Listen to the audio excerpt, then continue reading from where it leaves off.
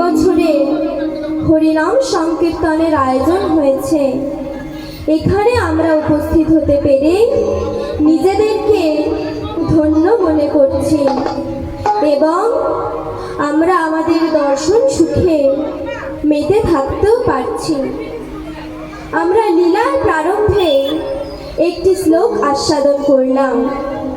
সেই শ্লোকটি যিনি লিখেছেন তাকে কাশীধামের বরপুত্র দেওয়া হয়েছিল।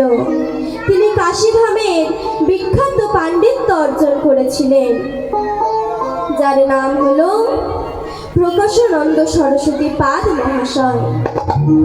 তিনি প্রথম অবস্থায় মহাপ্রভুকে দু চোখে দেখতে পারতেন না।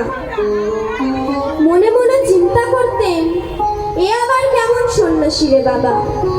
আমি তো জানি সন্ন্যাসী দাঁড়ে দাঁড়ে ঘুরে দিব্য জ্ঞান ছড়িয়ে বেড়াবে, আর এ কিনা গলায় গাঁদা ফুলের মালা ঝুলিয়ে মেয়ে ভোলানো সাপ সেজে দিন রাত হরে কৃষ্ণ করতে করতে যাচ্ছে। এ আবার কেমন সন্ন্যাসী? কিন্তু ভুল ভেঙে গেল সেদিন, যেদিন মহাপ্রভুর সঙ্গে সামনাসামনি শাস্ত্র আলোচনায় বসেছিলেন। মহাপ্রভুর বদনে একটার পর একটা শ্লোকের বর্ণনা শুনতে শুনতে মহাপ্রভুর চরণে আছাড় খেয়ে পড়লেন। প্রভু,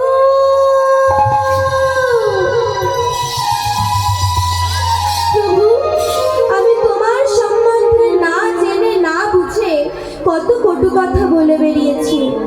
অতএব এখন যখন আমি জানতে পারলাম, আমার প্রচার করে দেওয়া দরকার, আমার ঘোষণা করে দেওয়া দরকার তোমার নামে দু চারটে সত্য কথা।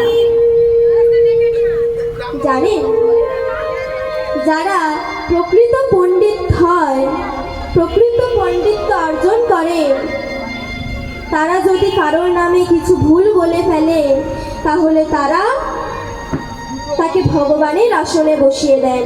তাই যেহেতু প্রকাশানন্দ প্রকাশার্থে পণ্ডিত ছিলেন, তাই তিনিও মহাপ্রভুকে পূজা করে ভগবানের আসনে বসিয়ে দিয়েছিলেন। যেমন নানান দেবদেবীকে প্রণাম করতে গেলে তার একটি প্রণাম মন্ত্র আছে, ভগবান শ্রীকৃষ্ণকে প্রণাম করতে গেলে যেমন তার একটি প্রণাম মন্ত্র আছে, ঠিক তেমনই শ্রী চৈতন্য মহাপ্রভুকেও প্রণাম করতে গেলে তার একটি প্রণাম মন্ত্র আছে। সেই প্রণাম মন্ত্রটি এই প্রকাশানন্দ সরস্বতী পাদ মহাশয় লিখেছে। সেই শ্লোকটি কি? আনন্দ লীলাময় বিগ্রহ, আনন্দ লীলাময় বিগ্রহ, মাধব দিব্যচ্ছবি সুন্দরায়, তস্मै শ্রী মহাপ্রেম রসপ্রদায় শ্রীকৃষ্ণ চৈতন্য চন্দ্রায় নমঃ নমঃ।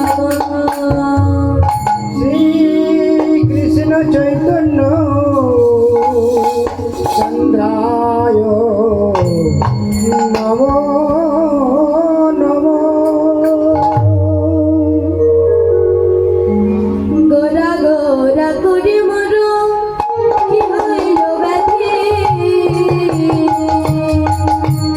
গোরা গোরা করে কি হইল ব্যাধি, গোরা গোরা করে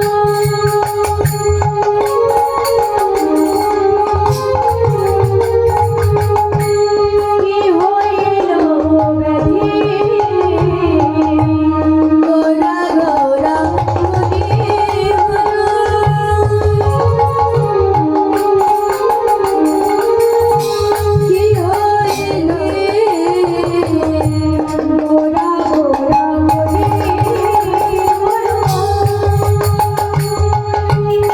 নিরবধি করে মনে গোরা গোলনি, নিরবধি করে মনে গোরা গোলনি,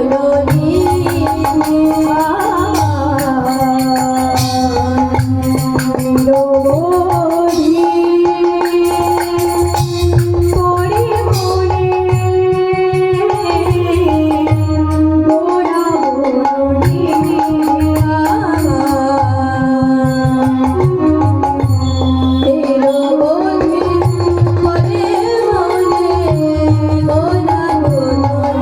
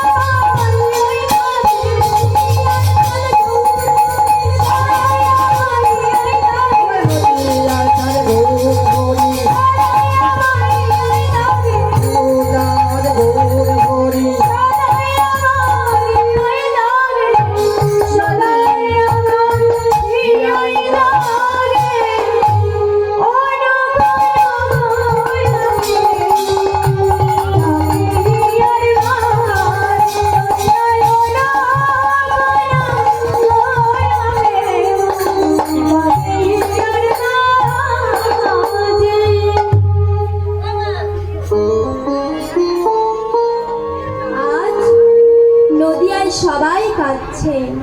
নিমাই আজ নদিয়া ছেড়ে চলে গেছে, তাই সবাই বিরহে পাগল হয়ে গেছে।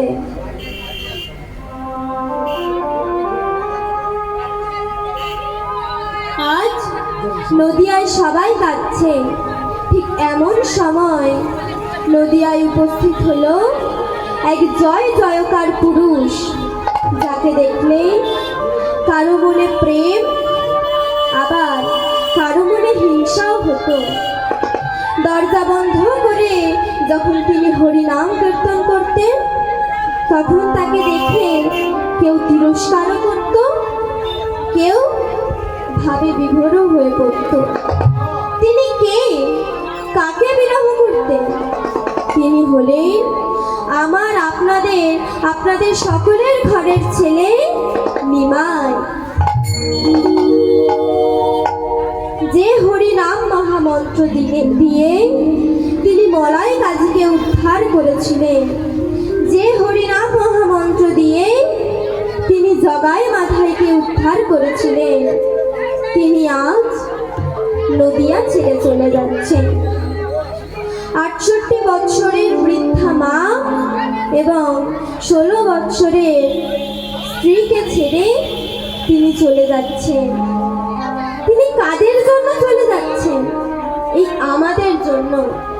এই আমাদের জন্য তিনি আজ নদিয়া ছেড়ে চলে যাচ্ছেন।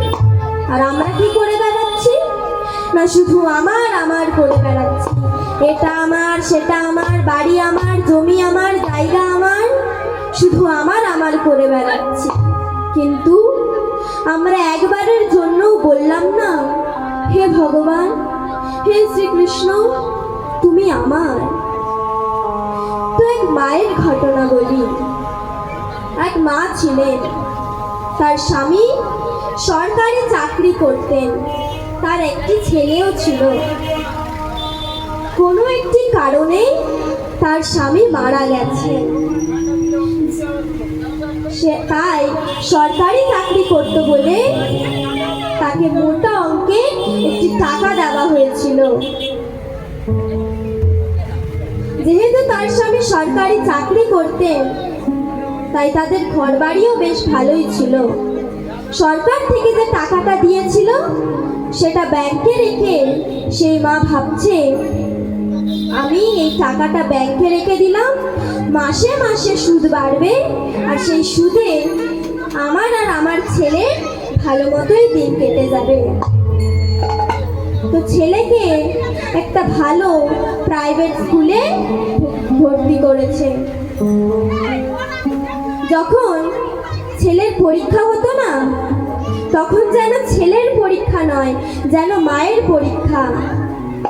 মা সকালে উঠে রান্না বান্না করে ছেলেকে স্কুলে দিয়ে আসা, আবার সেখানে থাকা, ছেলের কখন ছুটি হবে, আবার তাকে বাড়ি নিয়ে এসে খাওয়ানো দাওয়ানো, এই করতে করতে যেন ছেলের পরীক্ষা নয়, যেন মায়ের পরীক্ষা। তো এইভাবেই তাদের দিন যেতে লাগলো। আস্তে আস্তে ছেলে বড় হয়ে উঠেছে, সরকারি চাকরি পেয়েছে, সেই কাজের সূত্রেই তাকে বিদেশে চলে যেতে হয়েছে। মা এখানে ঘরে একা পড়ে আছে। এইভাবে দিনের পর দিন, মাসের পর মাস, বছরের পর বছর যেতে যেতে একদিন হঠাৎ মায়ের খুব শরীর খারাপ হলো। একটু যে উঠে জলের গ্লাসটা নিয়ে জল খাবে, তাও সেই মায়ের ক্ষমতা নেই। ছেলে এদেশ থেকে ওখানে আছে, মায়ের খুব ছেলের কথা মনে পড়ছে। মা মনে মনে চিন্তা করলেন, আমি একটু ছেলেকে দেখতে চাই, আমার খুব ছেলেকে দেখতে ইচ্ছা করছে, যাই আমি একটু ছেলেকে ফোন করি। এই বলে এদেশ থেকে মা ছেলেকে ফোন করছে। হ্যালো, হ্যাঁ রে বাবা, হ্যাঁ বলছি, আমার না খুব শরীর খারাপ, আয় না, দুদিন থেকেই চলে যাবি, বেশি দিন থাকতে হবে না, আয় না। ছেলে ওপার থেকে, বিদেশ থেকে বলছে, না মা না, এখন আমার যাওয়ার সময় নেই। তুমি তো আমায় শিখিয়েছো টাকা ইনকাম করতে, টাকা ইনকাম করলেই তো ভালো থাকা যায়, এখন আমাকে টাকা ইনকাম করতে হবে,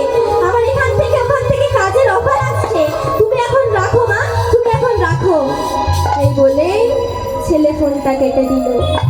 মা এপাক থেকে বলছে, না বাবা না, রাখিস না, একটু কথা বল, তোকে আসতে হবে না। যা, কেটে দিল। যে মা একটু উঠে জলের গ্লাসটা নিয়ে জল খেতে পারছে না, সেই মা কষ্টে দুঃখে ঘরের কোণে একটি সিংহাসনে ভগবানের বিগ্রহ ছিল, সেই বিগ্রহর কাছে ছুটতে গিয়ে আছাড় খেয়ে পড়েছে। আমার বিদায় বেলা ওই চরণে দিও আমায় ঠাঁই, দিও আমায় ঠাঁই। আমার বিদায় বেলা ওই চরণে দিও আমায় ঠাঁই, দিও আমায় ঠাঁই। আমার বিদায় বেলা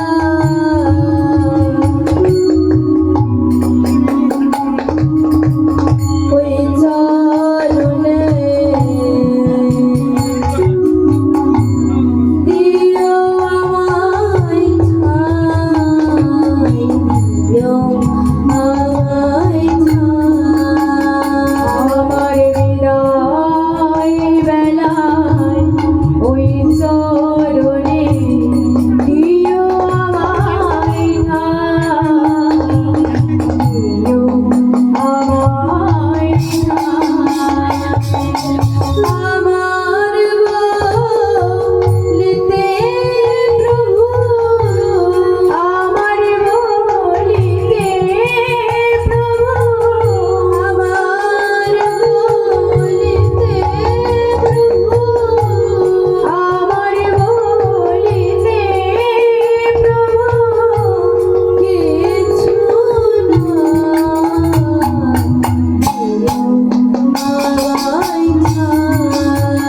আমার বিদায় বেলায় ওই চরণে দিও আমায় ঠাঁই, দিও আমায় ঠাঁই। আমি ওই ছেলের জন্য আজ তোমাকে ডাকতে ভুলে গেছি। ওই ছেলের জন্য আমি তোমাকে একটা ছোট্ট থালায় দুটো লঘুন দানা দিয়ে একটা ছোট্ট গ্লাসে কিছু জল দিয়ে তুলসী পাতা দিলাম কি না দিলাম, ছুটলাম ওই ছেলের পিছনে। যারে আমি ভেবেছিলাম আমার প্রিয়জন,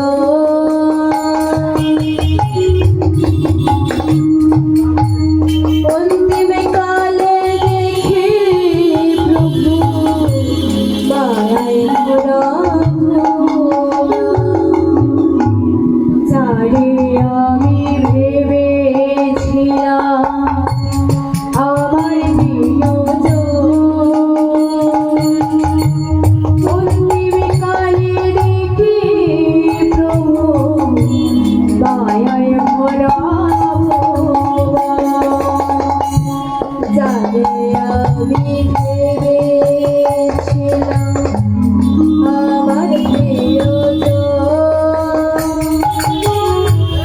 অন্তিম কালে দেখে প্রভু মায়ায় ভরা, যারে আমি ভেবেছিলাম আমার প্রিয়জন, অন্তিম কালে দেখে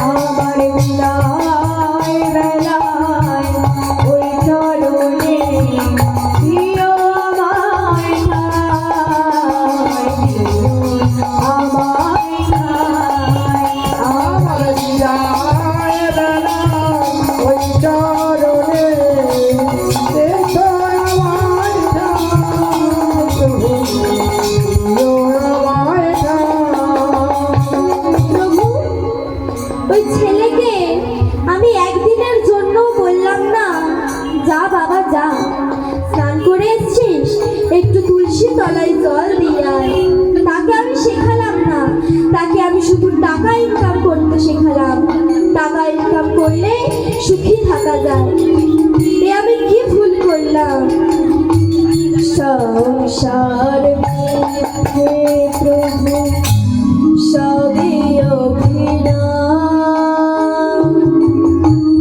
নয়ন জলে রাখি প্রভু ও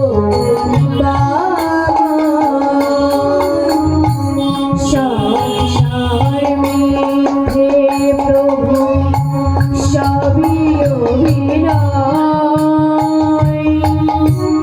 নয়ন জলে রাখি প্রভু ও মহিমাময়। সংসার মিথ্যে প্রভু সবই অভিনয়, নয়ন জলে রাখি প্রভু ও মহিমাময়। সংসার মিথ্যে প্রভু সবই অভিনয়, নয়ন জলে রাখি প্রভু ও দয়াময়। আমার নিতে প্রভু, আমার নিতে প্রভু, আমার নিতে প্রভু, আমার নিতে প্রভু, কিছু না আমার বিদায় বেলায় ওই চরণে দিও আমায় ঠাঁই, দিও আমায় ঠাঁই। আমার বিদায় বেলায় ওই চরণে দিও আমায় ঠাঁই প্রভু, দিও আমায় ঠাঁই। তাহলে দেখলেন তো এই মায়ের কি অবস্থা? আপনারা ছেলে মেয়েকে ছোটবেলা থেকে কৃষ্ণ নাম করা শেখান কেন? না মহাজন বলছেন শিশুকালে কৃষ্ণ ভজে হরি পাওয়ার আসে, হরি পাওয়ার আসে। যৌবন কালে কৃষ্ণ ভজে আসে বানায় আসে, আসে বানায় আসে। আর বৃদ্ধ কালে কৃষ্ণ ভজে জমের তর আসে। বৃদ্ধ কালে কৃষ্ণ ভজে জমের তর আসে। শিশুকালে কেন কৃষ্ণ ভজে? না হরি পাওয়ার আসে, সে সত্যিকারেরই কৃষ্ণ পাওয়ার আসে, কৃষ্ণ ভজে। আর যৌবন কালে কেন কৃষ্ণ ভজে? সে আসতেও পারে নাও আসতে পারে। সে খুব ভক্তি করে থাকলে সে তবেই আসবে, নতুবা নয়। আর বৃদ্ধকালে কেন কৃষ্ণ ভজে? না জমের তর আসে, জমের কাছে যাওয়ার জন্য সে কৃষ্ণকে ডাকে। তার যেন মৃত্যু না হয়, না পারে সে বৃদ্ধ বয়সে ভালো করে কৃষ্ণ নাম করতে, না পারে সে ভালো করে কানে শুনতে, আর না পারে ভালো করে চোখে দেখতে। সে কি করে কৃষ্ণ নাম করবেন? তাই নরোত্তম দাস ঠাকুর কলম দিলেন সৎসঙ্গ ছাড়িয়া করিল